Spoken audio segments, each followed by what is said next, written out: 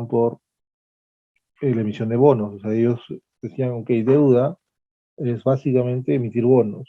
Entonces se preocupaban justamente de ese costo de financiamiento. ¿Okay? Los bonos tenían intrínsecamente, estaban vinculados a un yield, ¿no? O que es el rendimiento para el bonista. Mientras que para la empresa ese yield significaba el costo de financiamiento. ¿Okay? Entonces, en ese momento, o sea, en ese caso, el costo de capital para los accionistas solo sería la tasa del interés de los bonos. ¿Okay? O sea, o sea, se asumía que hasta ese momento nuevamente, porque eso ahora no tiene relevancia, no se asumía de manera implícita, y eso lo vamos a ver después, que el costo de capital del accionista era igual, en todo caso, al costo de emisión de la deuda. Pero cómo yo conseguía financiarme, ¿no? Era ese el pensamiento, ¿no? Entonces, en este caso, el costo de capital para los accionistas solo sería la tasa de interés de los bonos. Entonces, el interés de mercado iba a ser el rendimiento marginal de estos bonos, ¿no? Y entonces esto un poco decanta en que la decisión racional en este momento era maximizar el beneficio y valor de mercado de la firma, ¿no? Okay, entonces, ¿cuál era esta maximización? O sea, ¿de qué consistía esta maximización de beneficios? ¿No? Entonces, era que solo se debe comprar bonos si este aumentara el beneficio neto de los propietarios de la empresa. Entonces, eso solo pasará si la tasa esperada de rendimiento del activo financiero excede la tasa de interés. ¿Okay? Entonces, en consecuencia, solo se debe comprar bonos si este aumentara el valor patrimonial de los accionistas. ¿Okay? ¿Qué significa? Que esa compra debería agregar valor al mercado de la empresa. Eh, o sea, el valor que agregue el valor que agregue a la firma debería ser mayor, obviamente, al costo de transacción, ¿no? Al costo de adquisición, donde solo así teníamos una decisión racional. ¿Okay? Entonces, pero lo que agrega el activo se obtiene capitalizando el flujo que genera esa tasa de interés. ¿Ok? Entonces, el valor capitalizado excederá su costo solo si el rendimiento del activo excede a esa tasa de interés. Es un poco lo que se pensaba, ¿no? A mí me interesará comprar bonos solo si eh, el flujo asociado a esa compra eh, mejora, obviamente, el costo de transacción, ¿no? El costo de obtener este activo financiero. Entonces,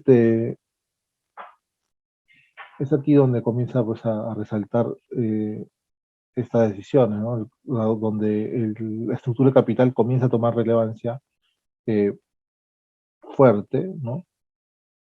Y entonces lo que hace Modelo Miller genera un modelo, o sea, el modelo de M&M tiene que ver con un modelo en ausencia de impuestos, o sea, ausencia del Estado. Entonces, la relevancia del modelo de Miller es que se puede decir que en el fondo demuestra, sus proposiciones demuestran un tema en ausencia de impuestos, pero como se sabe que todo el mercado funciona con impuestos, no hay un lugar donde no existan impuestos, incluso en los paraísos fiscales. Los paraísos fiscales no significa que no tribute, sino que es una tributación, no, mejor dicho, es una carga de baja tributación. Entonces son mínimos los impuestos. Entonces hay una diferencia sustancial. Después se llama paraíso fiscal, ¿no? Ahora, los paraísos fiscales son totalmente legales, o sea, no crean, por favor, que cuando uno habla de paraíso fiscal está pensando en delincuencia, ¿no? O delinquir. O sea, es una figura tan cierta, tan legal, que existen y se trabaja con esos paraísos fiscales. ¿Okay? Eso después podemos hablarlo. Entonces o sea, Moreno y Miller establece una ausencia de impuestos, o sea, en ausencia de impuestos establece que esos costos de transacción, bueno, en ausencia de impuestos, costos de transacción y asimetría de información, o sea, bajo estas condiciones, ¿okay? El valor de mercado de la firma no tiene Perdón. O sea, el valor de la empresa no se ve afectado por la forma en que se financia. Esa es un poco la preposición. Y vamos a ver que en realidad tuvo razón, ¿cierto? O sea, quiere decir, si nos damos cuenta, ¿qué significa ausencia de impuestos? O sea, impuestos es, bueno, es un socio obligado que es el gobierno. Costos de quiebra,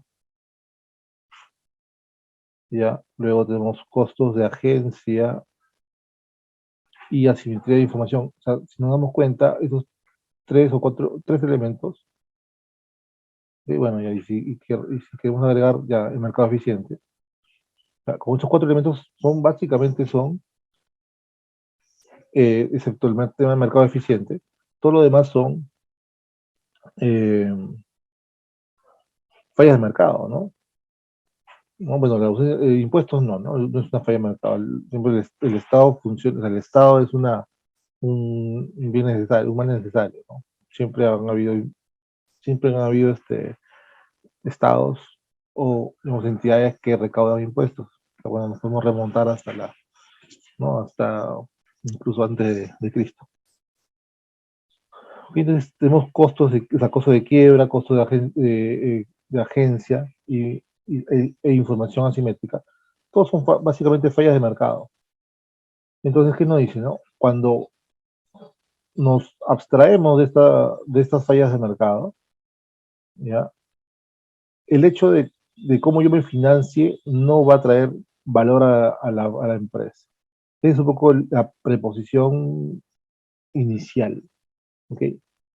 Entonces, la relevancia de modelo minero es justamente haber demostrado eso. Entonces, por consecuencia, pues lo que un poco M&M, el aporte de M&M a la teoría financiera es que se sabe que estos, o sea, impuestos existen, se sabe que existe costo de quiebra, se sabe que existe asimetría de información y además que los mercados, en muchos casos, no son eficientes. En consecuencia, eh, todos esos elementos hacen que la estructura de capital de la firma cobre completa relevancia, ¿no? ¿No? Cobra completa relevancia y en consecuencia aquí nace todo lo que, digamos, la función del CFO aporta, ¿no? A la firma.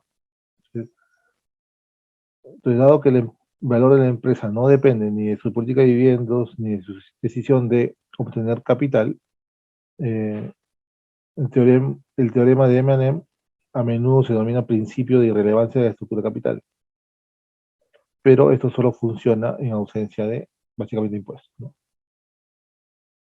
Ok, entonces, M&M no se metió además con estos dos temas adicionales, ¿ok? Solamente se quedó con esta primera preposición, o sea, o elemento, que es el asunto de impuestos, ¿no? Me imagino que luego dijo, vamos a ampliar el modelo en algún punto, pero solo se quedó con el asunto de impuestos. Entonces, ¿qué hizo? Dijo, ok, yo voy a analizar el mundo como si no tuviésemos impuestos, solamente sin impuestos. ¿Ok? No, sin embargo, sabemos que nosotros nos movemos siempre en un mundo con impuestos, eh, y en consecuencia, estos intereses, o sea, ¿qué pasa con los impuestos, no? Al financiarnos de alguna forma, o sea, no sé, en una proporción de 20-80, de 40-60 o de 50-50, por decir algo, dado que sí existen impuestos, entonces esos intereses se convierten en un costo para la firma, es aceptado por todos los gobiernos, entonces se convierte en una suerte de gasto o costo del ejercicio, con lo cual me permite bajar o reducir la base imponible, con lo cual yo termino pagando menos impuestos. Hay menos pago de impuestos que realizar porque estoy financiando, ¿no? Con recursos de terceros. ¿Ok? En consecuencia, al pagar menos impuestos, estoy teniendo un mayor nivel de utilidades en el ejercicio. ¿Ok? Entonces, eso genera que, digamos, el valor presente de esos impuestos dejados de pagar sean un beneficio para la firma.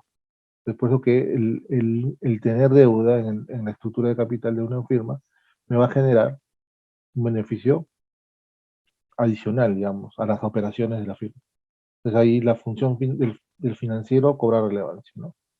Pues acá, por ejemplo, ¿no? Vamos a asumir que tenemos dos tipos de empresas que son idénticas, excepto por la estructura de capital. Entonces, la primera, que es una empresa sin apalancamiento, la vamos a llamar U, ¿no? O que es lo mismo de, la U viene de unleveraged, o unleveraged, desapalancada. Esta no apalancada, o sea, que sí es desapalancada. Y la otra firma que sí está apalancada, y se va a llamar L, como leverage, ¿no? Leverage.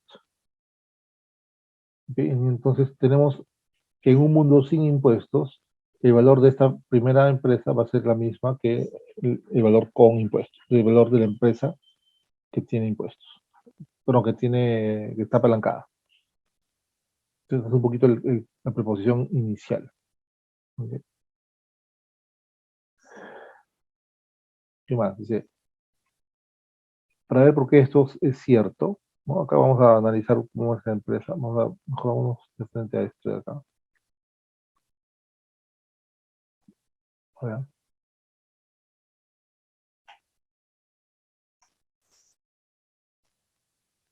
Supongamos, ¿no? Que tenemos una empresa, dice, ¿no?